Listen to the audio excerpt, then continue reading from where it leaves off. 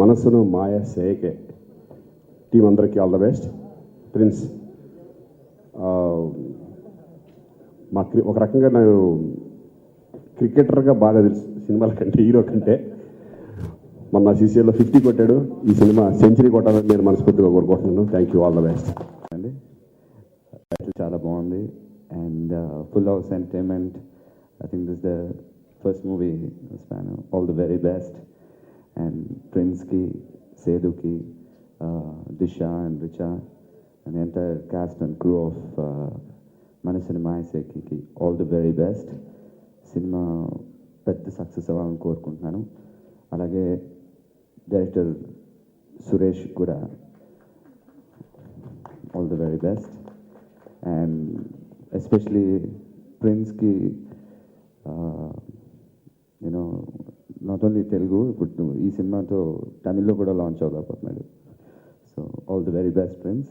And Srikanth గారు అన్నట్టే మొన్న అక్కడ 50 కొట్టావు, ఈ సినిమాతో 100 ఇక్కడ తమిళ్లో కూడా కొట్టే. All the best. Thank you. ఎందుకో స్టేజ్ ఎక్కితే అందరినీ పొగడాల్సి వస్తుందని టోటల్గా అసలు రావటమే మానేసా. కాకపోతే ప్రిన్స్ అంటే బాగా నేను ఇంట్రడ్యూస్ చేశానని కాదు, ప్రిన్స్ బాగా సక్సెస్ అవ్వాలని నా కోరిక అనమాట. అందుకని వచ్చాను. మళ్ళీ డైరెక్టర్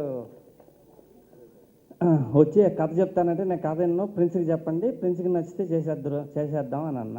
ప్రిన్స్కి చెప్పారు. ప్రిన్స్ బాగుందండి, కొంచెం డిఫరెంట్గా ఉంది కదా, నేను ఆయన సేదు గారు కూడా ఉంటారు అని అన్నారు. ఆయన మైనా సినిమా చూశాను. మైనాలో వెరీ గుడ్ పర్ఫార్మెన్స్. దాంట్లో కొంచెం హెవీగా కనిపించారు, పోలీస్ ఆఫీసర్గా చేశాడు ఆయన. ఆయన కూడా ఉన్నాడంటే ఓకే వెరీ గుడ్ అనుకున్నా. కానీ ఇవాళ టైటిల్ నాకు నచ్చింది. ఇంకా నాకు డౌటే, సూకి సావత్ ఉండాలేవా అని ఒక డౌట్ నాకు. నేను నైట్ వెళ్ళి దాని గురించి బాగా స్టడీ చేయాలి.